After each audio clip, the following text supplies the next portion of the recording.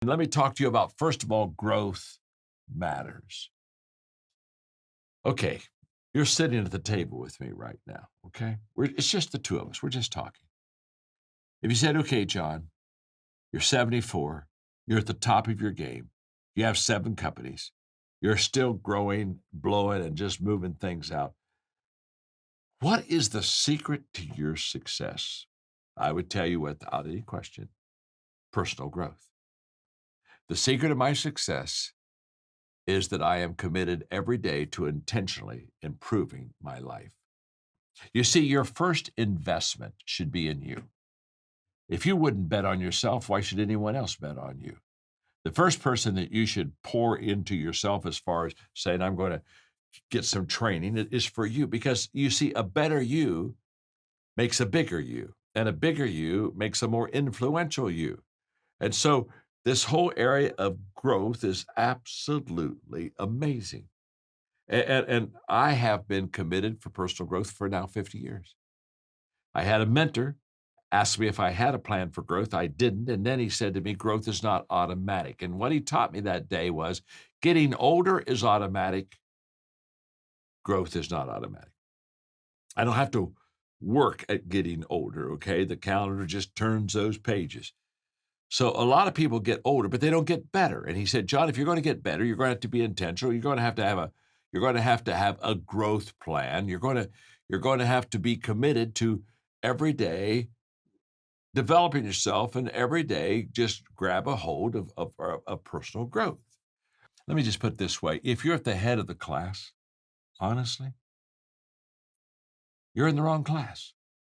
You see, when you're at the head of class, you're telling everybody else what you're doing, and they're watching you, and you do very little growing yourself because you're expending your time with others. You always want to be around people bigger, better, faster, smarter than you.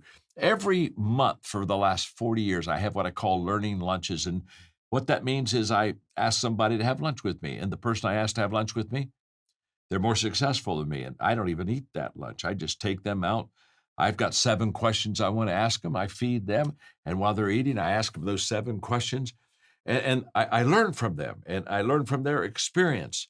And what am I doing? I'm creating a growth environment where other people who have already experienced what I haven't experienced, already traveled where I haven't traveled, can help me to get better. So you just want to be in an environment where other people are ahead of you. You want to be in an environment where the atmosphere around you is affirming. Oh my.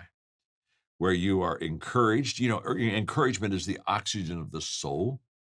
So you want to be around that kind of an environment that just kind of speaks into your life and lifts you up and believes in you and helps you get to that kind of level. This is absolutely huge. You want to be in an environment where failure is your friend, where you're allowed to practice leadership, and in practicing leadership, you have some misses. I think one of the big mistakes we make, in fact, I've not written a book on this, and I've not done any teaching because I'm just starting to share it with people. But I think one of the big mistakes we make about failure and success is that we separate them. And we basically say, now be successful and don't fail, but, really get great, but boy, don't make any mistakes. And so we take failure and success and we separate them as far as we possibly can. And that's not realistic, and that's not helpful at all. Success and failure should always be together. I have never met a person successful that didn't have great mess ups and mistakes. I mean, I never had anybody say, well, it was very easy to be successful, and I got there very quickly, and I had no problems, and I had no adverse issues. No, no, no, no, no, no, no. That person's not building a business. They're on drugs. Come on. Success and failure, they go hand in hand. It's out of my failures, I learn and improve, which makes me more successful. In my learning lunches, one of the questions I ask 7, but one of the questions I ask is, how has failure shaped your life? That's a great question. And inevitably, somebody will say, well, let me tell you something. Let me tell you what I learned from my failure. I in my I have one of my companies is a coaching company called the John Maxwell Team, And we have a process of a cycle of success. And in that cycle of success, it is test, fail, learn, improve, and reenter. And we're always testing, trying things we never tried. And because of that, we have some misses, we have some failures. But what's the value of failure? What you learn. What's the value of learning? Improving. What's the value of improving? You get to get back in the game. And it's a cycle.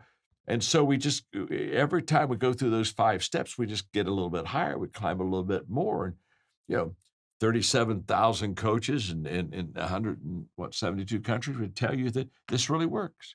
This really works. But it only works because we're in a growth environment where failure is embraced as a friend. So when people say, wow, whoa, that was a mess up. Okay. So I have a question. What did you learn? You see, if you learned from your failure, it becomes a real asset to you. And after you've learned, how did you improve? And after you improved, when did you re-enter? So I just want you to know that this is absolutely huge, that to personally grow, be intentional, and have a growth environment. One quick last story before I get to the second one.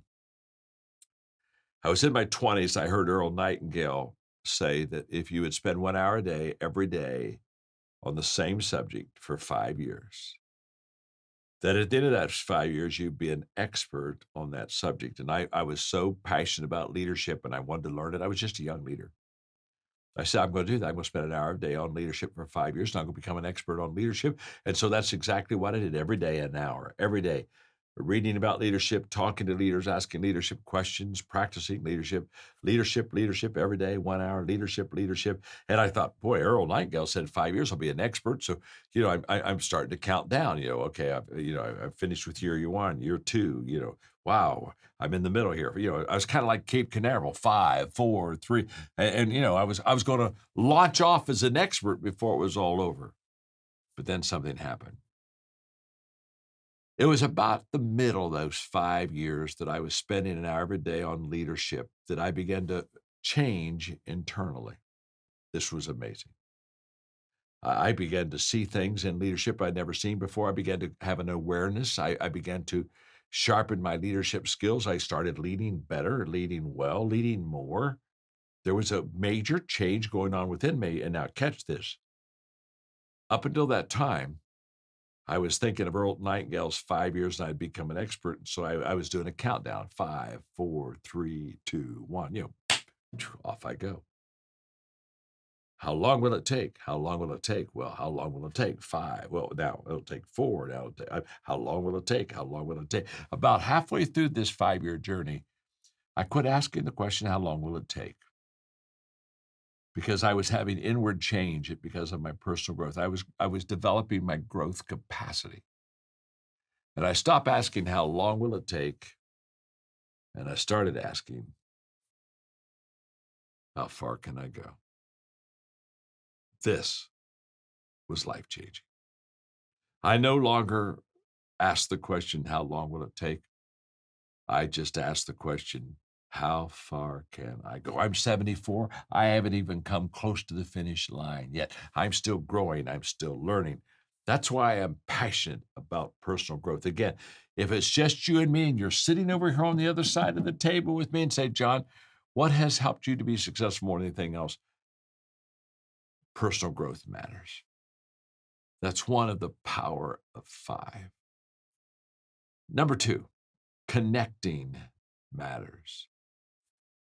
What I tell leaders all the time is that you have to find people before you can lead them.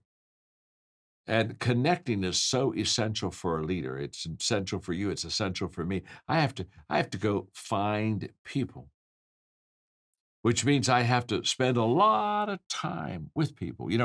We hear the expression, it's lonely at the top, and we think that's a leadership expression. That's not a leadership expression. Let me say this. If you're lonely at the top of the mountain, you're not a leader. You're just a hiker. Yeah, you're just a hiker. Because you see, leaders take people with them to the top. Leaders don't cross the finish line alone. You see, I go down and I find you in the valley and I say, okay, I'm going to connect with you. I'm going to take you to the top. In my book, The 21 Irrefutable Laws of Leadership, there's the law of connection, that leaders touch a heart before they ask for a hand. There's the law of buy-in. People buy into the leader before they buy into the vision. And so every day I work hard at connecting with people. It's a passion of mine. How do I connect with them? In my book, Developing the Leader Within You 2.0, I have a very important chapter on the 7 motivations of people. Basically, the thesis of the chapter is that people are motivated for different reasons, and you have to know what their motivation is. And you have to find that, because then you lead them based on what they want and what they need in their life. You see, the difference between leaders and managers is that managers lead everybody the same and leaders lead everybody differently. They connect, and they connect by asking questions. They connect by finding out, what those motivations are. Um, I don't have time to go through them today. Again, it's in my book, Developing the Leader Within You 2.0. It's a whole chapter. But I'll just quickly give you the 7 motivations. One is purpose. People are motivated because of purpose. In other words, they want to do what they believe they were created to do. They believe they're here for a purpose in life, and that only in fulfilling that purpose will they be fulfilled. And so that they're motivated by what is your purpose in life. There are some people who are motivated by autonomy. They want to be their own boss. They want to have freedom. There are a lot of people in Vaseo that they said, wait a minute, I would like to work for myself. I'd like to have my own freedom. I'd like to have some autonomy. I'd like to own my own dream. I'd like it to be my dream. So they're motivated by that. There are some people that are motivated by relationships. They just want to be and do things with other people. They want to be connected. They love being on a team. Some people are motivated by progress.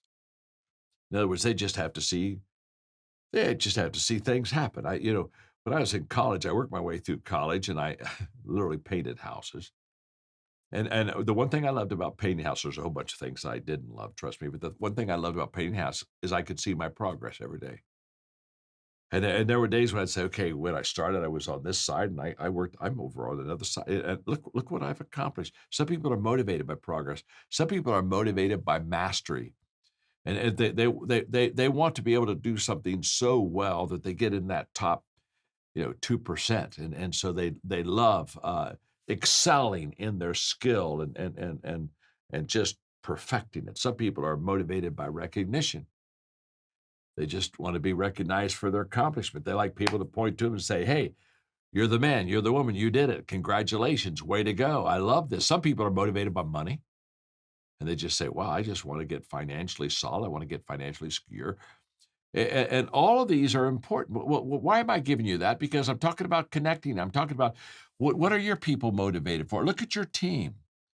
Find out what's their motivation. And then you motivate them. For example, if I'm motivated by progress, then what you want to do is you want to show me how far I can go and how much I can achieve in your organization.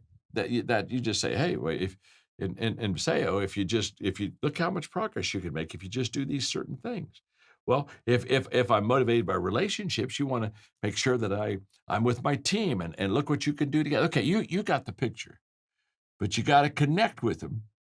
You got to find them. You got to connect with them if you're really going to be successful. So we've talked about 2 of the 5. We've talked about the very fact that connecting matters when we connect with each other. We've talked about growth matters, and the third thing that, wow, I wish I had time on this one, mindset, how we think matters. I think the greatest gap between success and failure is the thinking gap. I wrote a book. It's been very popular. In fact, it's sold well, I don't know, well over 1 million copies. It's called How Successful People Think. And it's all about the fact that the thinking patterns of successful people are different than unsuccessful people. I'm not saying successful people are smarter. I'm just saying they think differently. And in fact, in that book, I talk about 11 thinking patterns that successful people engage in that unsuccessful people don't. My father just passed away in 2020. In fact, on July 4th last year. He was 98 years of age. He was an incredible man, had an unbelievable attitude in his life. He worked full time up to the age of 95. And, it was so interesting. He grew up in a little town in southern Ohio, not too far from Cincinnati, just a little town, very little, very kind of a poor town. In fact, he said there were only 3 families that, in the town that basically had much means at all. And so he did errands for those people, and he came to the conclusion as a kid doing errands for all 3 of those families that the difference between them and everyone else is how they thought. Their mindset really really was the difference. And when my father was a young man, with the depression, everybody was out of a job, but my father wasn't. So men were standing in line for food every day, and my father had 3 part-time jobs during the most difficult time of that depression. And I said, "Dad, how did you do that?" He said, "Well," he said, "no one had any jobs, so I'd go to the hardware store, and I'd just basically tell the hardware owner, 'I know you can't afford me today, but I love to work. Can I just work for you for free?'" And after the hardware store would get over the shock of here's some stranger that wants to work for him for free and understood he really meant it, he'd give him a few errands. My dad would work hard. At the end of the day, he'd shake his hand and say, "Thanks, I loved working for you today."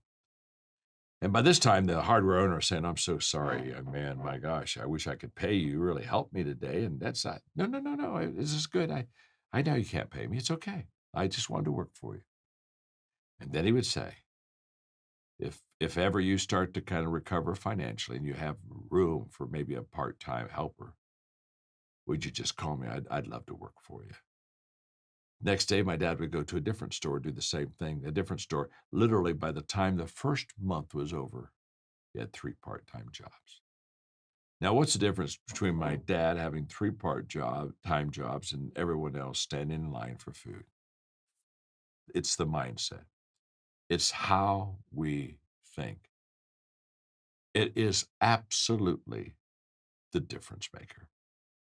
The 4th area in the power of 5 is in the area of leadership. Of course, it would be in leadership. You don't think I could talk to you about something that matters and not have leading in the process, but it's a fact that leaders really matter and leadership really makes a difference. You see, in my 20s, I came to a conclusion that has been the motivation for me to teach and write on leadership ever since. I've been writing and teaching on leadership for over 50 years. In fact, the CEO of Random House recently told me that I've written more leadership material than any person who's ever lived in the history of mankind. I love leadership, but the passion of training you to lead and teaching you how to lead comes from a conviction, a conclusion that became a conviction when I was in my 20s. I concluded that everything rises and falls on leadership, everything. I think the reason that Visalia is doing so good is because you have good leadership. I think that the reason that if you're succeeding is because you lead well. Everything rises and falls on leadership. This is huge. It's absolutely huge. In fact, when I teach the law of the lid, that's out of the 21 laws of leadership, I tell people if you're an average leader from a 1 to a 10, you're a 5. If this is my leadership skill set, abilities, then my business, even in Paseo, will be a 4. Why? I've got a leadership lid that doesn't allow me to go any higher. It holds me there. Well, that's a problem, isn't it? How well you lead determines how well you succeed. But here's what's powerful. You can grow as a leader. You can develop your leadership. Yes, you can. In other words, if I'm a 5 as a leader, but I start really practicing leadership, learning leadership, okay, hanging around with Maxwell, okay, here's what happens. My lid goes from a 5, I could grow to a 6. And then maybe I can put it up to a 7. And as I raise my lid, what do I do with my business? I'm now raising the potential of my business. I can go from a 4 to a 5 to 6 to a 7. In fact, your business always follows your leadership. As the leader goes, so goes the business. When people ask me, how do I build my company? I say, well, it's very simple. You've got to build leaders.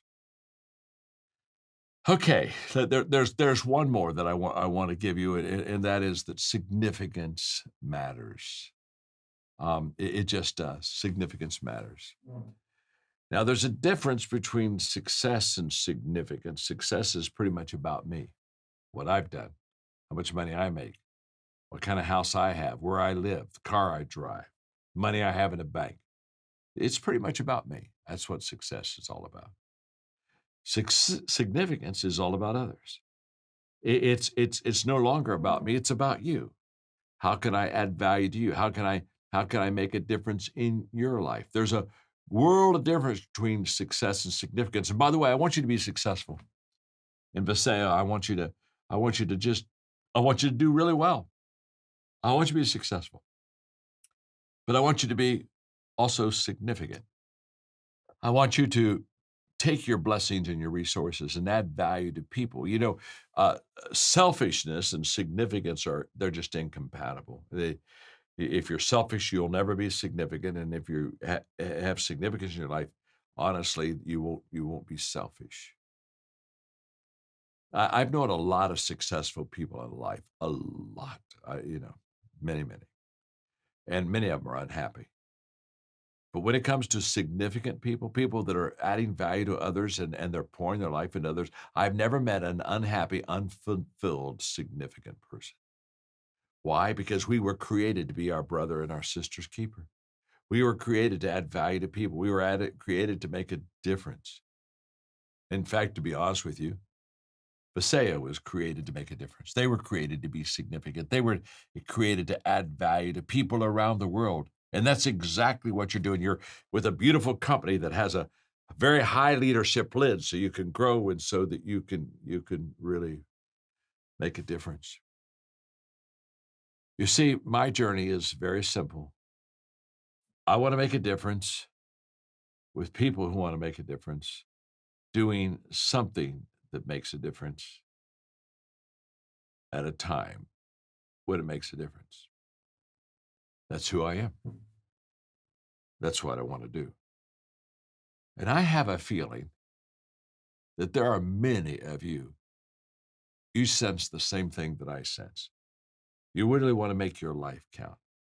You really do want to make a positive difference in the lives of people. And if that's the case, take the power of 5. Take these 5 things that I have shared with you today. All of them are simple. And say, okay, intentionally, I'm going to grow. Intentionally, I'm going to connect. Intentionally, I'm going to have the right mindset. Intentionally, I'm going to lead. And intentionally, I'm going to be a person of significance. If you'll do those 5 things, trust me, you will be on your way to success, not only in your personal life, but your organization. Viseo will be on its way to success. And this is what makes me happy, because my greatest fulfillment today is not in my own personal success. I've already had a whole bunch of that. My greatest fulfillment in life is in your success. You see, nothing is great until a life is changed. You do understand that. So you can have a good conference. You can't have a great conference. Great is only what they do with it after the conference. You can have a good book, but the book becomes great when it changes the life. And so many times we count our victories before we have victories.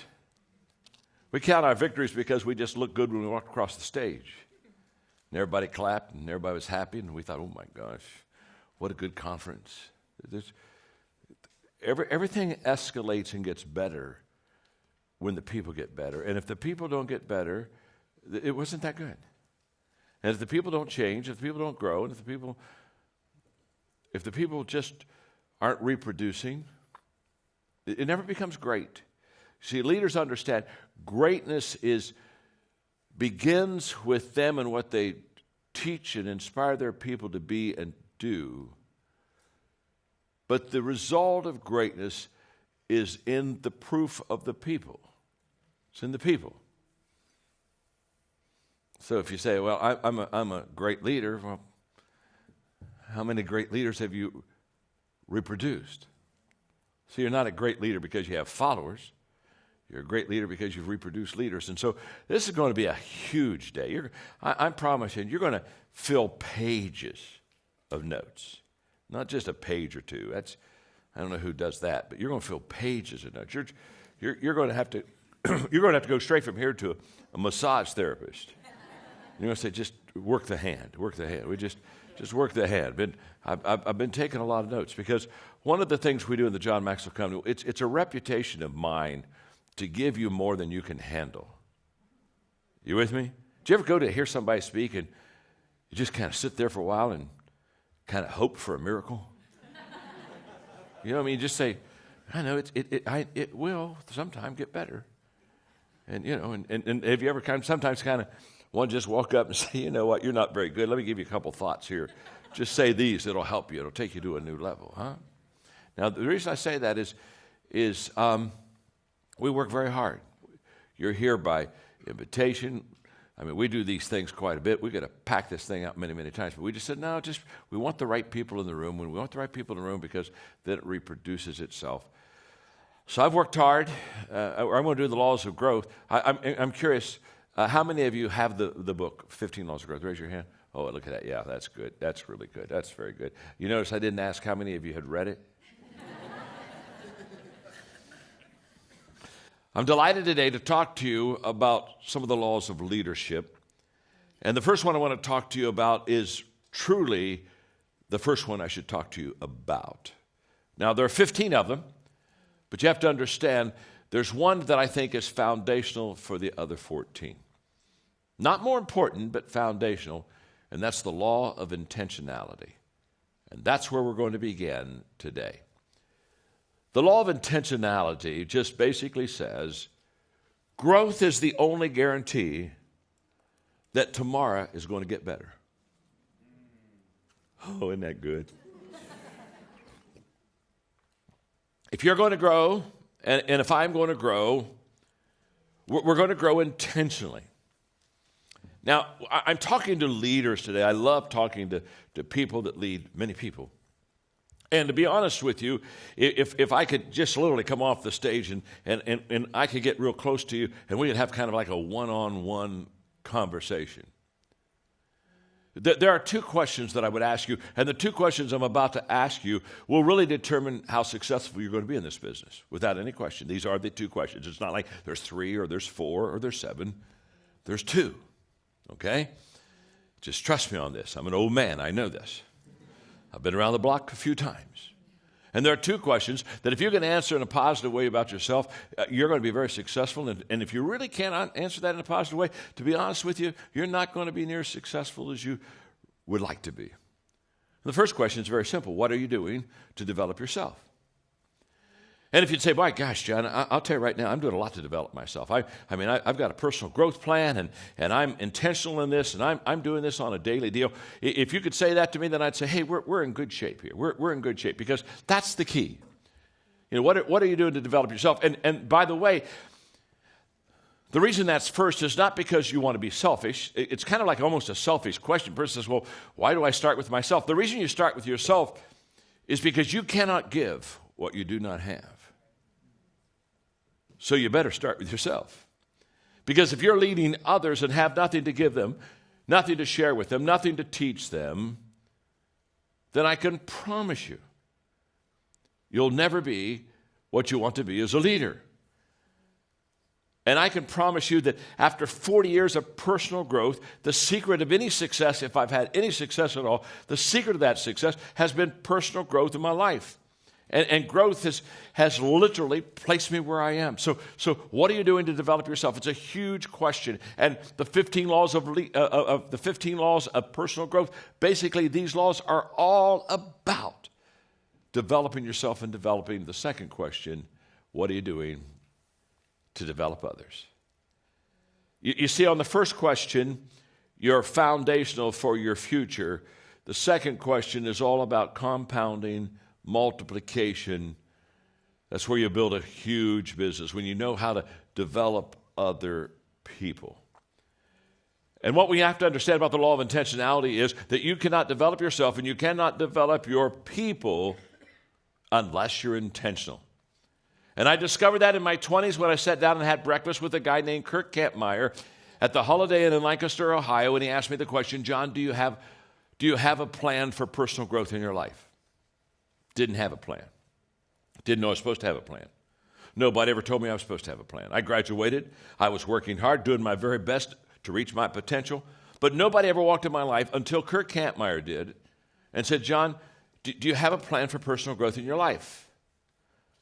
And I didn't have one. I was embarrassed. I thought back then I had to have answers, and so I acted as if I did, and that didn't really work very long. I was kind of like a plane circling an airfield trying to come in for a landing. Found I just shut up and landed that plane.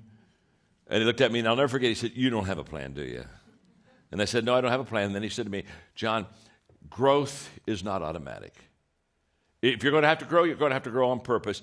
That day, my life was changed. What Kurt was saying is, if you're going to grow, you have to be intentional. I mean, it starts with me. So look at the person you're seated beside and just say to them, this will kind of be like a get acquainted time with him. Just look at him and say, you really need to improve. Go ahead and tell me that, right? You really need.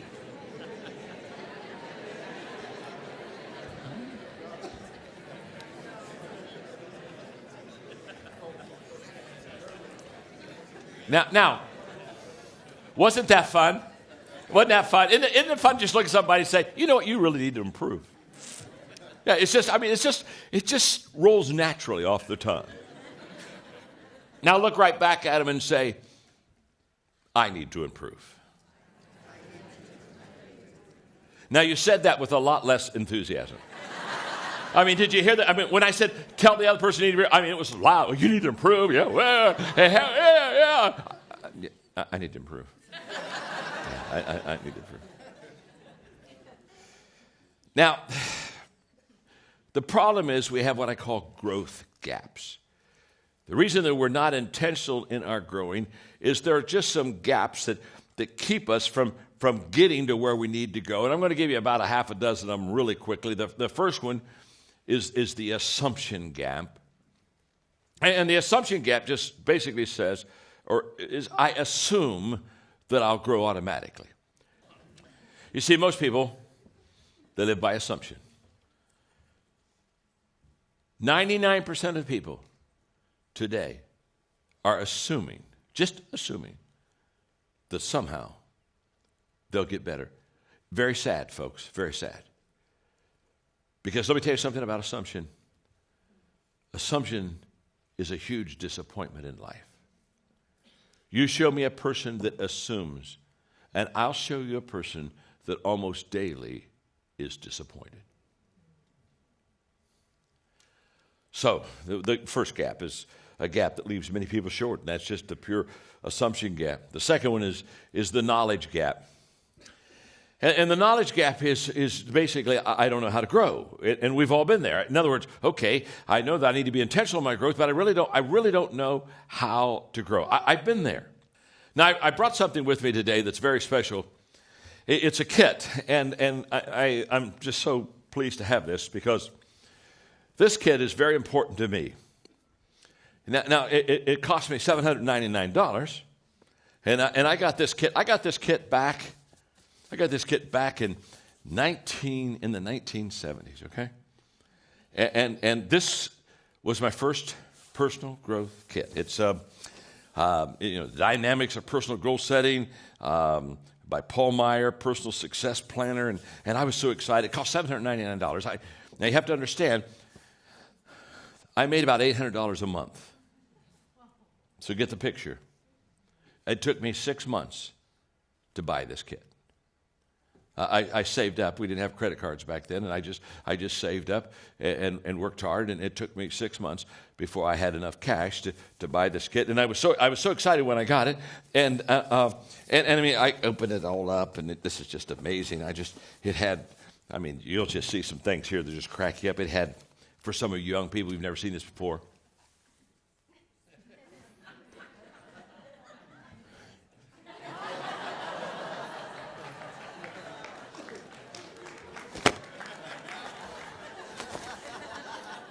They're called cassette tapes.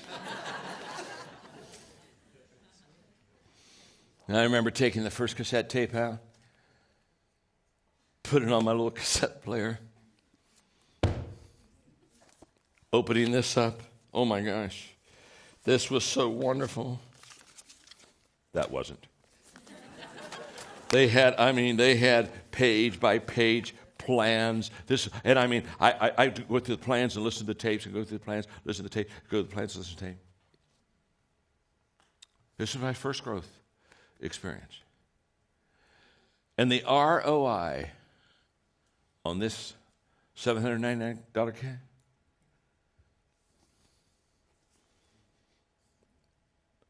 it's worth millions of dollars to me.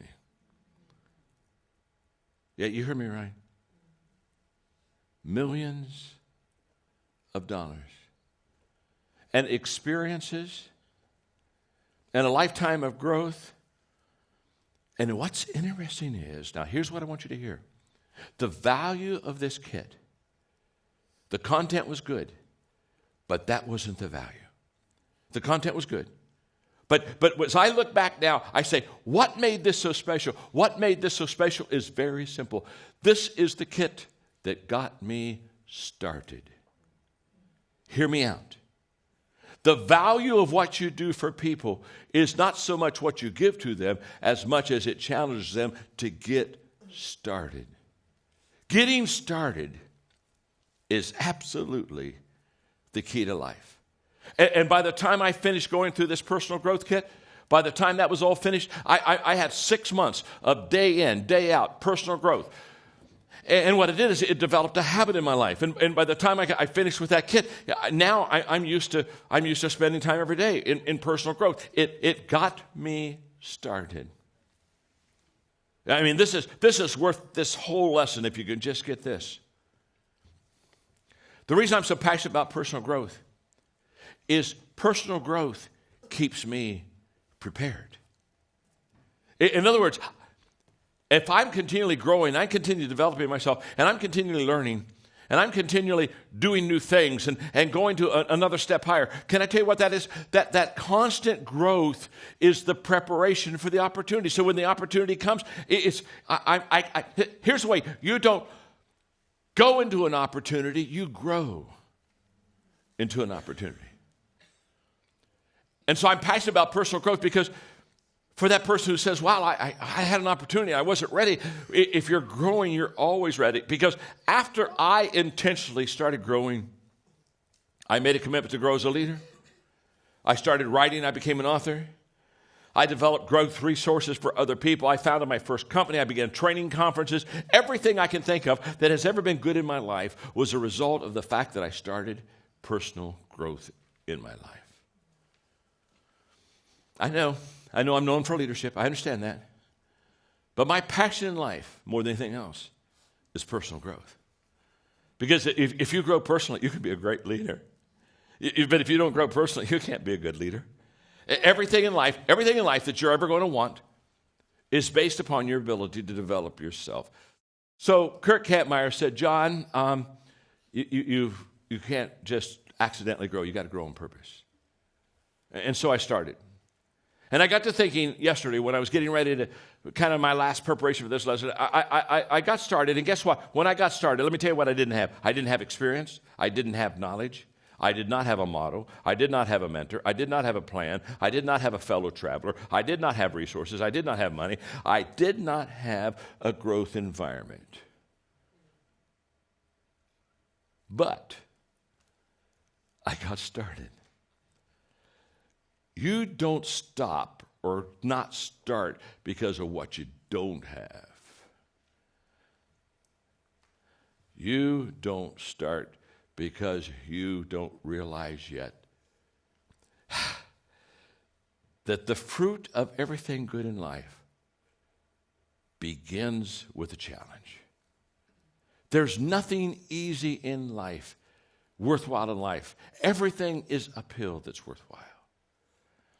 And it's not going to come to you, and it's not going to fall in your lap, and it's not going to be something that, oh my gosh, it just was so simple. It's always going to be difficult. John talked about in order to prepare and process correctly, he needs to pull away from things. And he listed, I don't know, six things that he needed to pull away from.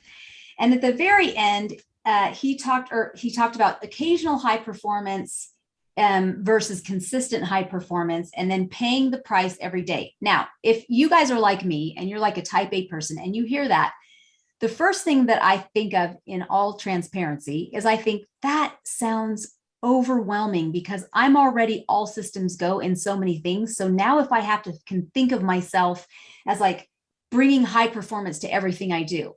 But let's not forget the very first thing that he said is what is good to do versus what is best. So there are a ton of good things to do that come at us every single day. And having the discipline and understanding of what is the best, it's a lot of good stuff. That's one of the biggest learning lessons for me as a leader is learning that there are a lot of good things that I have to say no to in order to do the best and to bring my high performance consistently every day, that it needs to be, just to the things that are the best things, or else I'm kind of going to waste my time. Like John will say, I do 3 things well. And I have a team around me who is great at all the things I'm not great at, but he works really hard to do those 3 things well. And so I think it's freeing and not to miss that we aren't just supposed to bring high performance to every single thing we do in the day, but really to the things where we need that, where we'll get the most return. Am I saying that clearly? I mean, I know that's a lesson John always speaks to us. Well, I love that you brought this up because what we do is we mystify success. Yeah. We put a mystique to high performers. We look at John Maxwell on stage and we go, wow, that guy's incredible. I bet you it's awesome to talk to him at 4 a.m. I've talked to him 4 a.m. And most of the time, 4 a.m. is not this great orator that is communicating this beautiful, memorable message. It is, Mark, why can't we get XYZ done? Now, right. I say that because we mystify the performance. We put a mystique on the performance and don't realize that John is the same guy that says you need to be consistent in high performance. He's the same guy that teaches you can't be 100% all day, every day on everything. Right. Yes. And so John is not speaking in paradoxes there. We take a point that should be meant to improve our consistent aspiration of high performance, and we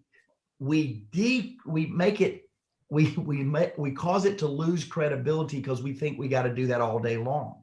Yeah. And it overwhelms us. Tracy, I've been around you. We've traveled the world together as co-board members in John's nonprofit, and you supporting John and I through all the different things that you do. You are a high performer consistently. And so I'm glad you brought this up, because if you, knowing you like I know you, are sitting here hearing John teach that today and go, man, I'll never measure up to high consistent performance. Right. Then certainly there are others in our podcast family that's feeling the same way. And I'm just going to challenge you. Don't try to win the championship in one day. Tracy, I'm going to take us back to the very beginning of what John said, because he said, winners value the process of winning. So hold that thought, because I'm going to come back to it and I'm going to teach for a moment.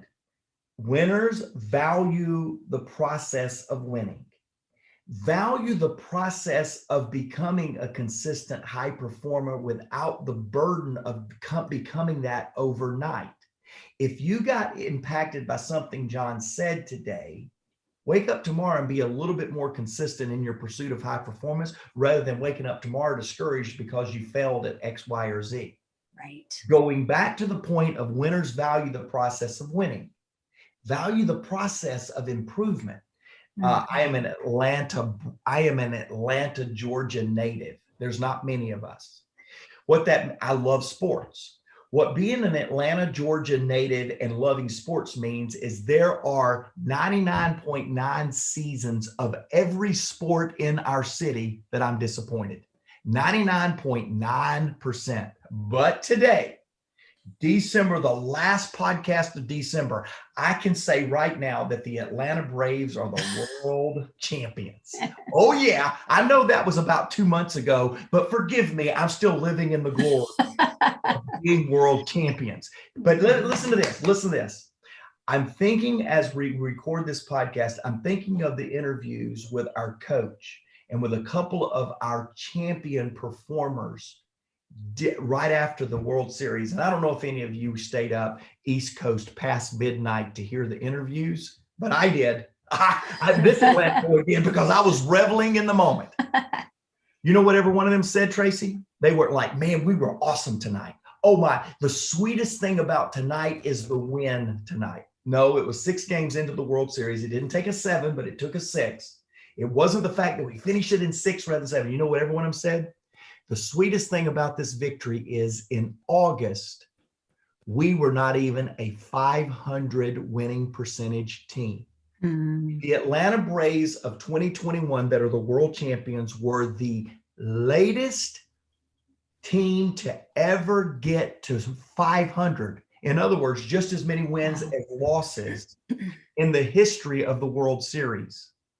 We were the latest. And what they said is, the most sweet thing about this is we couldn't even play 500 ball in August. And in 2 months, we turned it around and became world champions. You know what they were saying?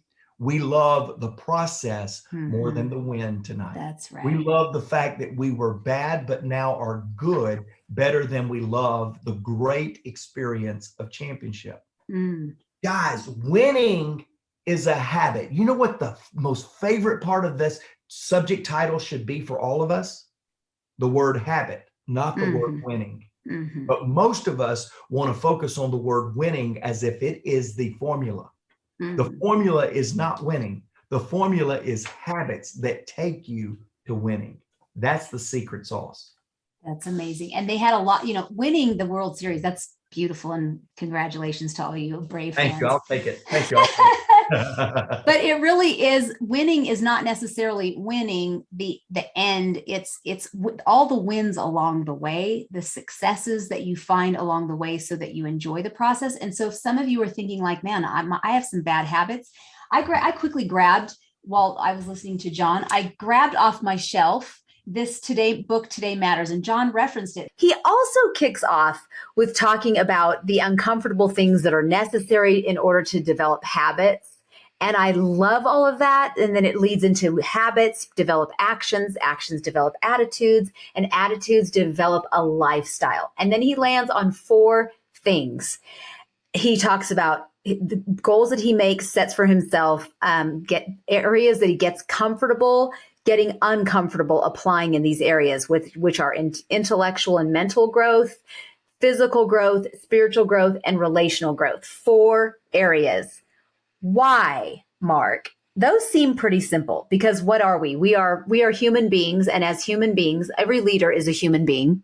Every leader is body, mind, and spirit. That is your intellectual, your mental part, your physical body, your spiritual part of yourself, and your relationships with the other human beings. Why is this something that so many leaders miss? High-end leaders miss, or at least neglect at least one of these. They're either very highly intellectual, or they miss their physical, or they miss the relational because they are so busy with the physical and the intellectual. There's at least a miss of something. Why is it, do you think? Well, all 4 of those areas, and maybe for the rest of us, a 5th area, 6th area, we all have pillars in our life that are very important. Tracy has definitely listed 4 that's very important in my life, and perhaps for most of you, those 4. And there may be a time or 2 more. But every one of those, we desire greatness, but we don't realize that greatness comes with the improvement every day. And so, Tracy, I think the reason that I would answer that is because we do not understand what John says so often. Consistency compounds. We make a health decision and we call it a New Year's resolution. And again, for all of you that are listening to this current, we're at the beginning of the year.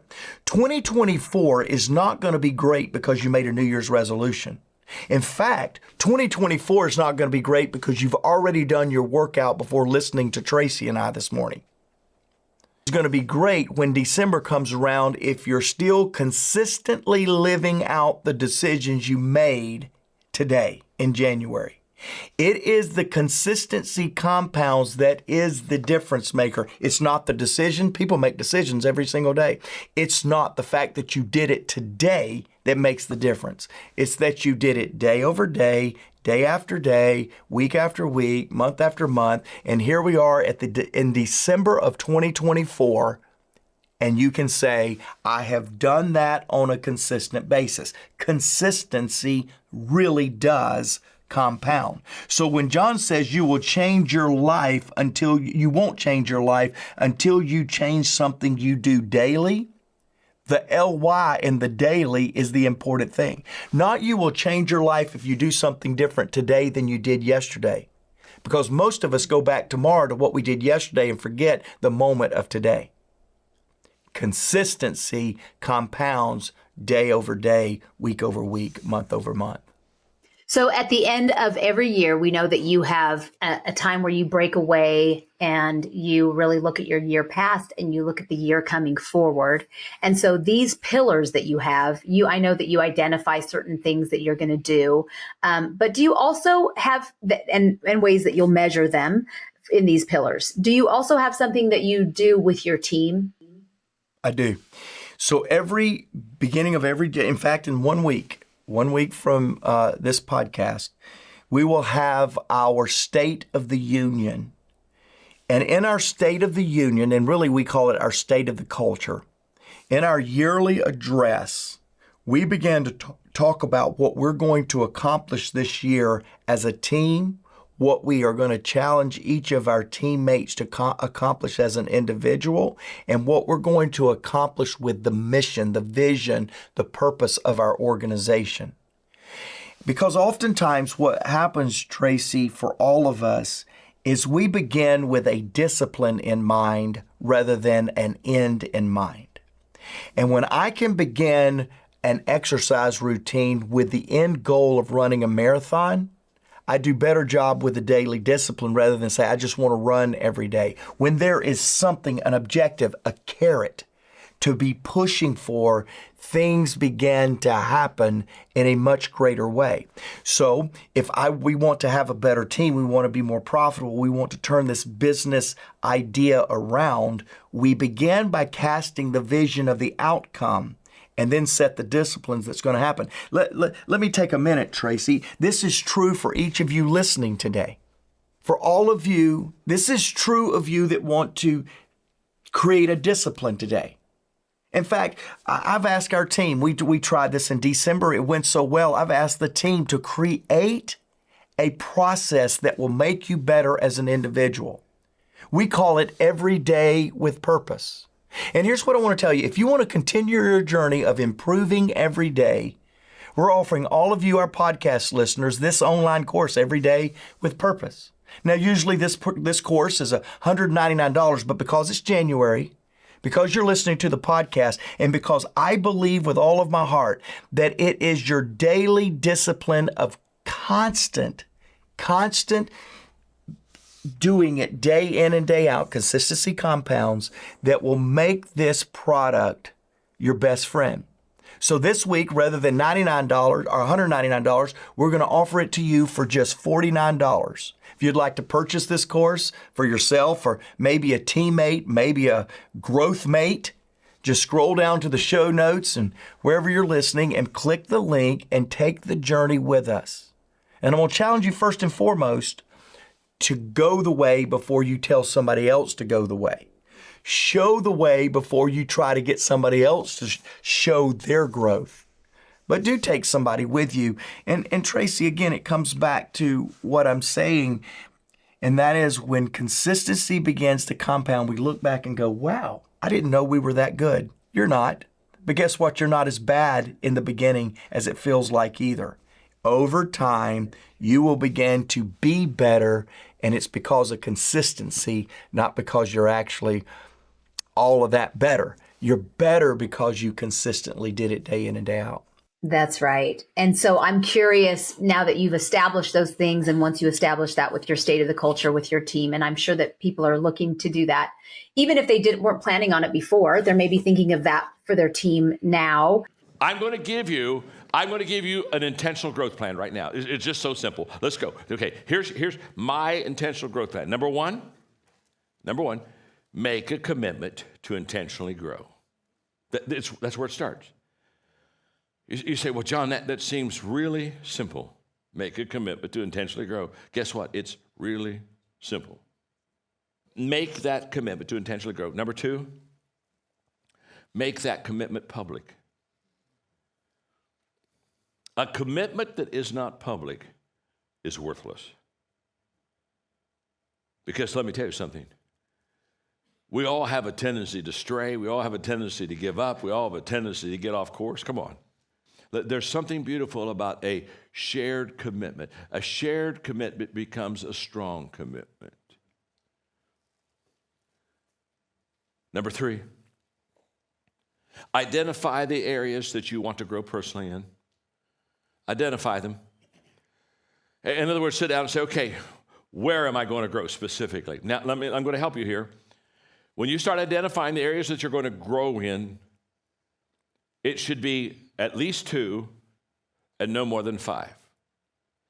5's probably a little heavy, but it has to be at least 2. You say, well, how about just focusing on 1? Let me tell you why. You want to grow in an area of choice, and you want to grow in an area of skill. So that's 2. So when I'm talking about an area of choice, I'm talking about maybe your attitude. That's a choice, isn't it? So I want to grow in an area of choice. Maybe it's discipline. And I want to grow in an area of skill. So for me, I started off with attitude and speaking, because I was speaking. I was a pastor. I want to be a better communicator. So I said, okay, speaking, that's a skill. I'm going to work on that. I'm going to work on my attitude.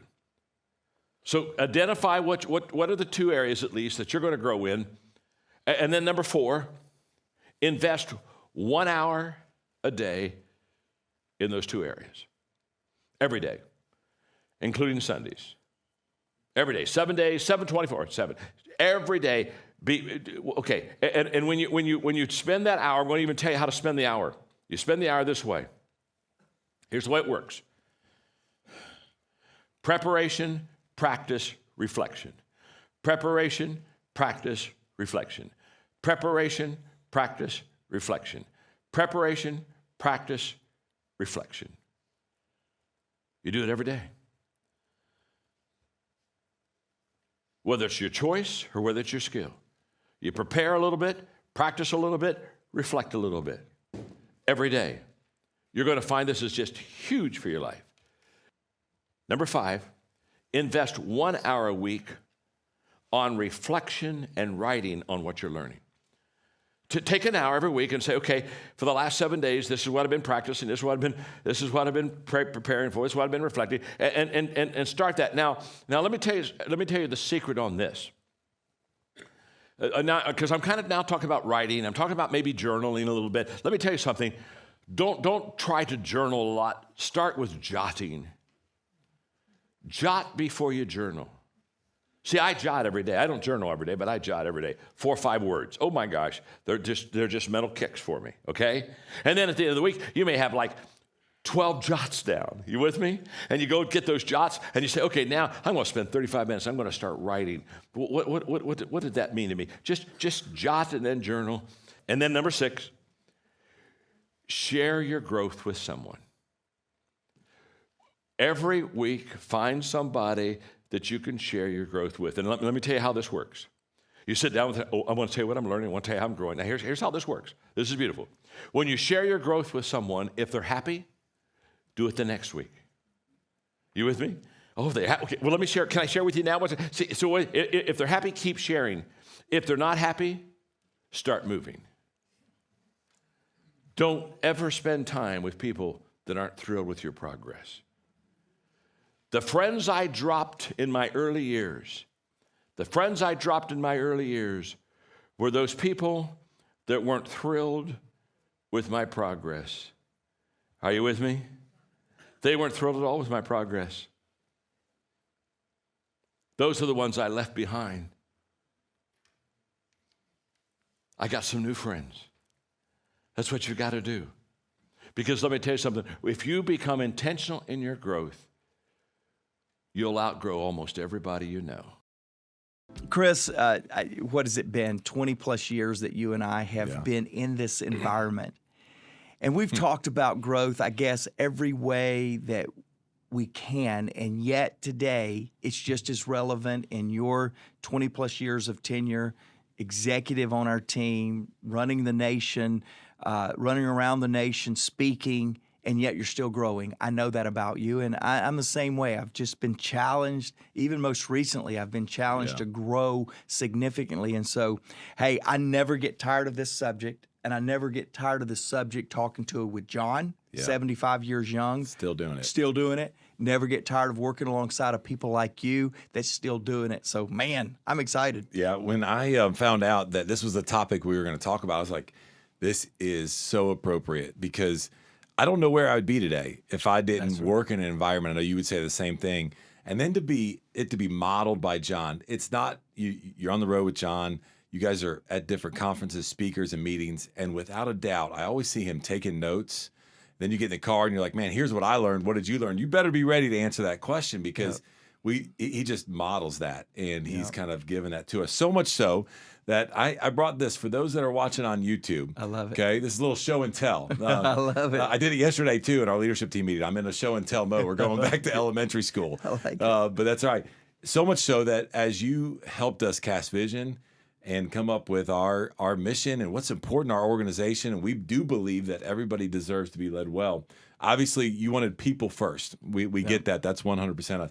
The second one we have on our card, and every single one of our team members have this, is it is about growth. And on there, it talks about we invest in growth every day. Doesn't matter whether you're 18, 19, 20, when you and I began to think about what that looked like, or even now. And I won't mention our age as we get into this. But we also believe that it happens daily, not in a day. And what I love about that is that John says if we want things to get better, then we've got to go after it on a daily basis. Now, I'm going to take you down a little bit, if you don't mind. I want to take you down a little bit of a different path than maybe normal. I want to go away from the notes for a minute, and we're going to come back. And we've heard John talk about everything worthwhile is uphill. Yep. And, man, growth can be an uphill battle. It doesn't often happen when we're going downhill and things are good. And I want to talk a little bit. I want to kind of lift the curtain on some things that you've been growing personally. And I think it's so appropriate because you were so intentional behind this. And it started, I think growth happens in a lot of ways. Yeah. You can observe it and learn. You can teach and learn. You can get feedback and learn. Matter of fact, I was on a call today with one of the organizations that we work with, and it was Matt McLean with Wealth Advisors. Let me just read this real quick to you. It says, man, feedback is a gift. It's where you grow. When given by the right person in the right manner and received in the right way. And I thought, oh, that's so good. Tell me that again. I'm going to be with Mark later, and I want to share this with him. Received in the right way. Here's where I'm going. You started a journey intentionally the fourth quarter of last year. Yep. We called it the family rooms. And Mark set the stage, and you said, hey, family rooms sometimes get uncomfortable. I want feedback.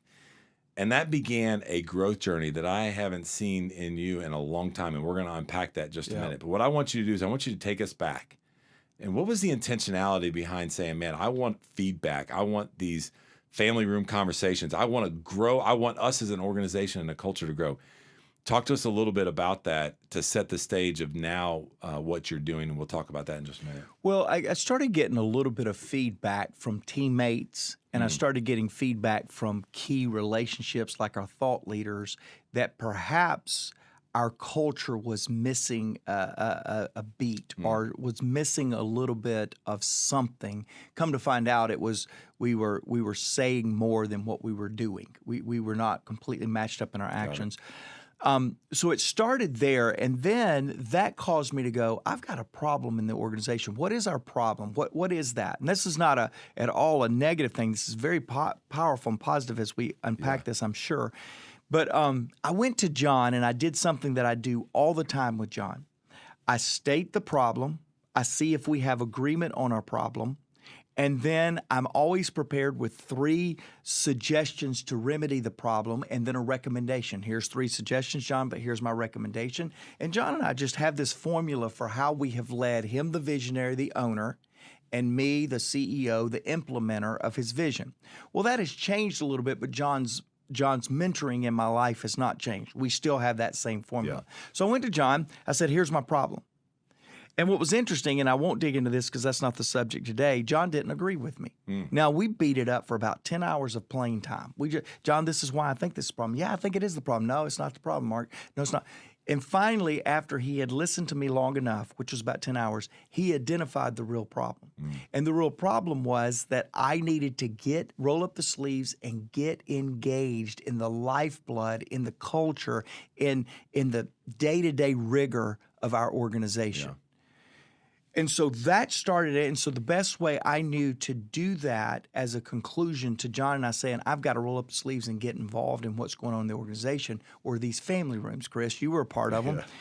And in fact, you were a part of the very first one. I remember this. I had, they were about 12 or 13 of them. You dedicated a lot of time to it. And in those family rooms, Chris, a real reoccurring challenge, opportunity to really address things in the organization began to bubble up. And it was that. Then we've had a lot of leadership meetings with that. I've validated that, verified that with the leadership team. But it all started with a realization, hey, I think I have a problem. Then it went to the next step, John and I agreeing on the problem in the organization, and then we're beginning to be intentional about fixing it. And I love the fact that John says the only guarantee that it's going to get better from what you heard, you accepted that feedback. And the hearts were pure. You received it the right way. And John says the only way it's going to get better is if we grow. And you got to do that. So I'm going to go out of order a little bit here. John gave us an incredible growth plan here. And I'm going to go a little bit out of order because I know the process that you went through to do this. The first thing that you did was you said, I'm going to go and I'm going to reflect on what I heard. And you do this every year. The timing of this happened to be pivotal this year for you, but you spent, John mentioned at least 1 hour a week.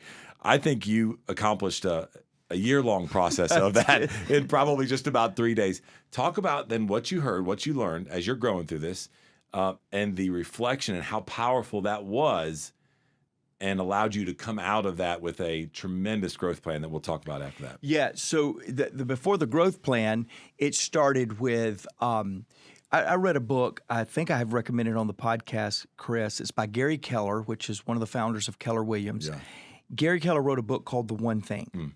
And he talks about how that leaders need to synthesize down to that one thing they need to be focused on, and then they need to spend the best part of their day in that. For me, the best part of the day is the morning. So immediately coming out of family rooms, Chris, you'll remember this, I carved out and canceled everything that I did every morning of the week, because I had identified 5 things that needed my undivided attention, 5 things in our organization. And I came out of that family room, I had already carved out every morning was going to be focused on my one thing. And I started focusing for 4 solid weeks, 4 hours a day on one thing in the morning for 4 hours on what I could do from a creativity and from a problem-solving perspective that I could begin focusing on in the organization. So it really started there way before the growth plan that we'll get to. I started really assessing with a clear mind, with an undistracted attention, and then with as much creativity that I could muster in a one-on-one, one-to-myself environment. Yeah. I began working through how do I creatively go after these 5 areas. So you go through that, and then you make up your mind, I am going to intentionally grow. Now, talk a little bit about the next steps for you. So John says, hey, we're going to make a commitment. So you did the reflection. You're making a commitment. Now, for you, that growth looked like many different things. Mentors, books. You're just absorbing content, and you are committed. Talk about where your mind went when you said, I know I need to grow, and I'm going to absorb as much content as I possibly can. What led you down the path of saying, what resources? How do I tap into this? What does that look like? let our listeners hear from that, because I think each one of us have challenges like that in our life, and sometimes we don't know how to go about the process, but you've lived out and modeled this, and John's given us his plan, and it's in direct alignment with that. Yeah, well, one is if you can synthesize down what the real problem is, and you can synthesize it down to as much simplicity as possible, you're going to then be able to build the best comprehensive focused plan available. We distilled it down to, we had a momentum challenge. You're part of the organization last year. Congratulations on Podcast Land. What was it, 46% growth last year. This guy right here that you're seeing, if you're watching YouTube, this guy grew 47%. But now let me say that. What was interesting is I still could come back and say our common problem was momentum. Correct. That was with some parts of our organization having best years ever, some teammates having personal best years ever. We still had a momentum problem to what? To the vision that unified us all together. So if you can come up with a common root to the problem, because that'll establish common language when you begin to build this intentionality around a plan. So the problem, and then figure out a way to unify everybody to the same problem. That was a dance. That was a challenge because I got some people sitting across from me that killed it last year, and I had some people on his team that had personal best, and then I had other teammates that we just were not out of the starting blocks yet. So how do I unify everybody on we have a momentum problem? So synthesize it to as much simplicity as possible. Yeah, that's why we have a word for the year. You have a word for the year. I heard what it was. I've got one. My whole growth plan is around that. Well, the plan to get the organization on the track that it needed that kind of simplicity too. What's the word and how does that word apply to everybody? Because if you can get that word to a simplest form and then you can get everybody seeing their way to embrace the word from how it will help them, now we're on a track to begin to build that plan. Yeah, it became our rallying cries. In essence, is what you were doing. No matter where each vertical or team was doing, it didn't matter. As a whole, as a team, that became our rallying cry together. So you and I've heard you say simplify a ton of times in the last 90 days. So you simplified the problem, and you go, okay, now I got to grow in that area. Yep. Talk to us a little bit about what you had. And remember, we're trying to keep this podcast under 3 hours. Yes, and exactly. So, but I know how intentional you were about that and the amount of resources you consumed. Talk about that process. I'm privileged to have a weekly call with a bunch of leader-minded people. So I ask about 4 people that I really believe could help me in the area of momentum. I said, what do you recommend that I read? What do you recommend that I consume? Got some great feedback.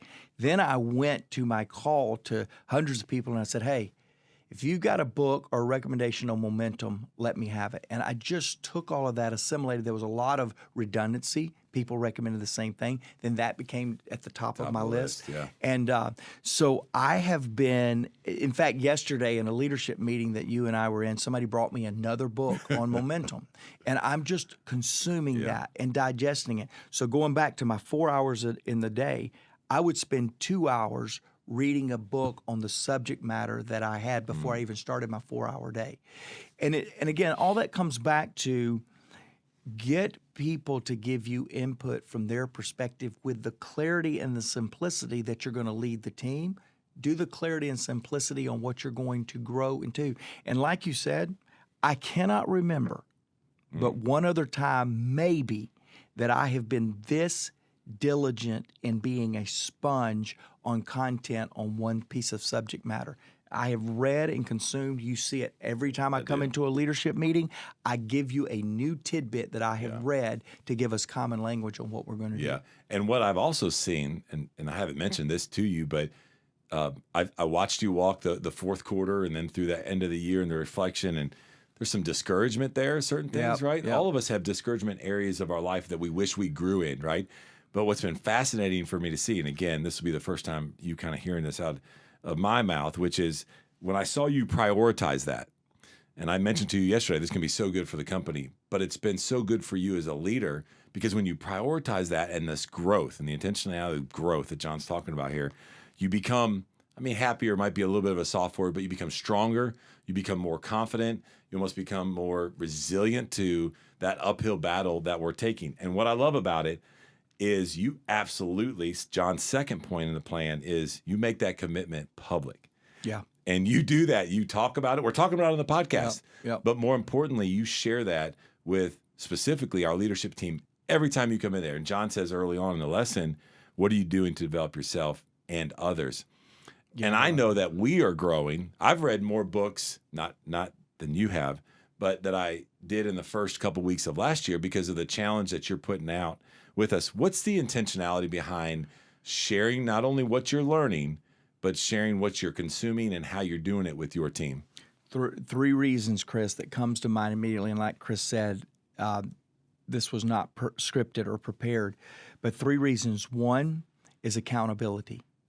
I always grow better on a personal level or at a team level because you, like you said, I wrote that down too, John. How are you growing personally? How are you growing your team?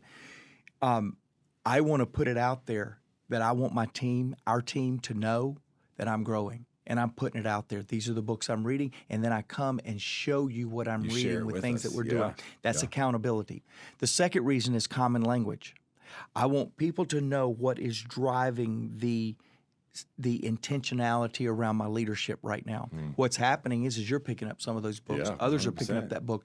So the common language is now not only rallying us to the vision and the direction I want to take the organization, it's rallying all of us and how we all are growing.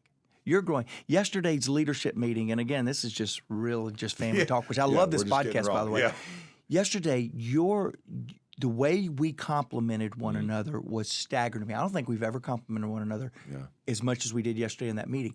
And I could tell you're reading the books. Ben, you were talking about some of the practices and principles that we're using in the first person. Hey, we've got to. And I went, you go, Chris. Yeah. I don't even have to say it because it's being repeated. But that brings me to the third thing. When you start saying what the common language is and you start holding yourself accountable, now you start giving expectation of why we're doing this, the desired outcome. That's good. And so we're in the middle of a process right now that's driving a little bit, me, maybe you too, a little bit crazy because I'm ready to act and we're still in the information gathering. Meeting. Yeah, matter of fact, I got home last night. My wife's like, well, how many steps you had today? I was like, I refuse to report. She's like, because it was all sitting. We're going on a walk, right? Because I've been with Mark in meetings all day trying to figure this out, right? But you got to do that. You got to figure and that's going to drive that common set of outcomes that you're wanting. So it's all based on intentionality. Yeah, I love that. So again, John's second point was you're making it public. We're talking about it to our team. We're talking about it to the enterprise. We're talking about it to you here today.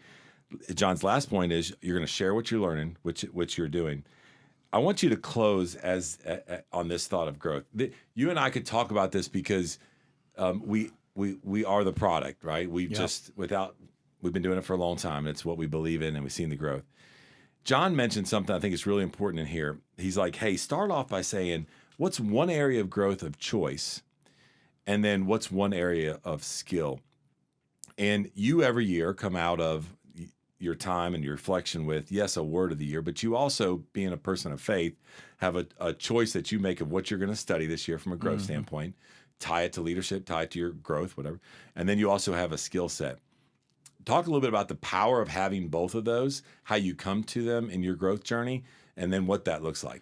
Yeah, so for me, the word for the year is kind of the focus. It's kind of the aspiration, the idea. The skill set comes in what I set with rigor. I have in my growth plan, I have daily, weekly, and monthly rhythms, things that I've got to deliver every day, every week, every month to complement the word, the concept. Got it.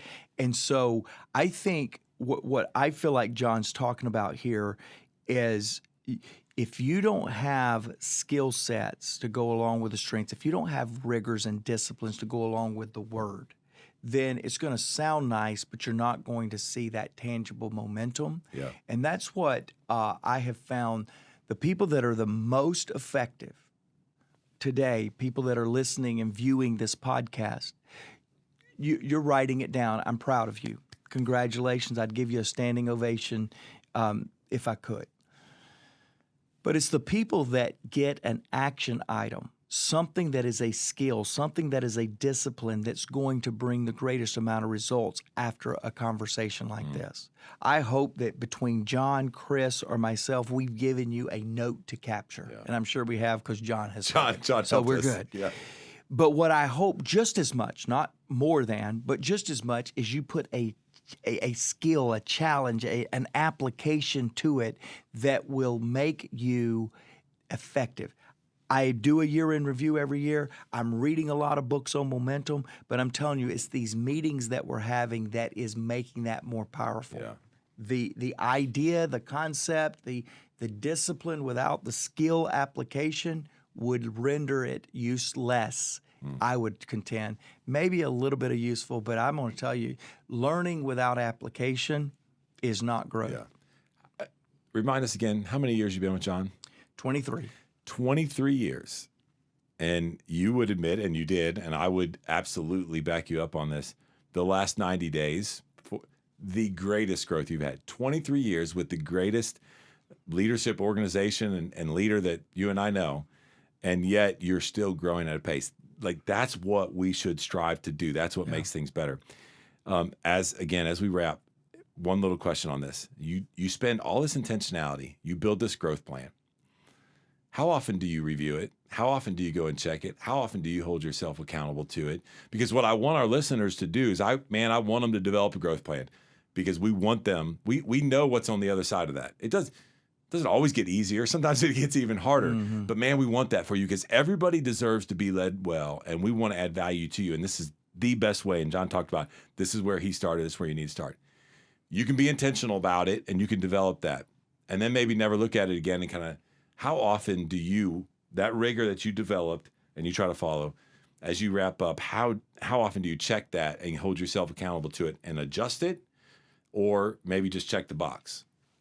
So in the first 60 days of a year, I'm reviewing it every day. I reviewed it this morning. I'll review it tomorrow morning. I'll review it Saturday. I'll review it Sunday. Got it. I'm reviewing it every day. It's got to get in me for it to drive behaviors, to cultivate skill sets like we talked about, to develop habits. Yeah. So it's an everyday rigor that I will do every year for the first 60 days. I'm reading it every day. I'm familiarizing myself. Then it pairs back probably to once a week. And then by the third and fourth quarter, it is probably twice a month that I'm pulling it out and reviewing and reflecting. One of the disciplines that I have is in a year-end review this year. Some years it's monthly, some years it's bi-monthly, some years it's quarterly. I will go and assess and tweak the plan based on the effectiveness the plan has had then, so that plan that I got in one setting is a living, breathing organism that makes sense. I'll tell you a couple of things that I want to do to wrap today that I feel really strong about. There's two things that I want to challenge you to do personally, because I'm so passionate about personal growth. And it's only the what is this? The 18th of the month. It's really, if you're listening to it live, some of you will listen to it. We're only 18 days into this year.